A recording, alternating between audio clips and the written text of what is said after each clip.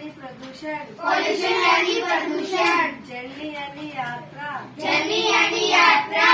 ocean यानी समुद्र, ocean यानी समुद्र, परमिशन यानी अनुमति, परमिशन यानी अनुमति, एक्सप्लोर यानी खोज करना, एक्सप्लोर यानी खोज करना, गाइड यानी मार्गदर्शन, गाइड यानी मार्गदर्शन, विश यानी इच्छा, विश यानी इच्छा, रॉन्ग यानी गलत, रॉन्ग यानी गलत, ऑनेस्ट यानी ईमानदार, ऑनेस्ट यानी ईमानदार, केयरफुल यानी सावधान, केयरफुल यानी सावधान, पॉसिबल यानी संभव, पॉसिबल यानी संभव, एग्री यानी सहमत, एग्री यानी सहमत, फॉल्स यानी झूठ, फॉल्स यानी झूठ, रिसीव यानी प्राप्त करना, रिसीव यानी प्राप्त करना, एबल यानी योग्य, एबल यानी योग्य, फ्रेंड यानी मित्र, फ्रेंड यानी मित्र,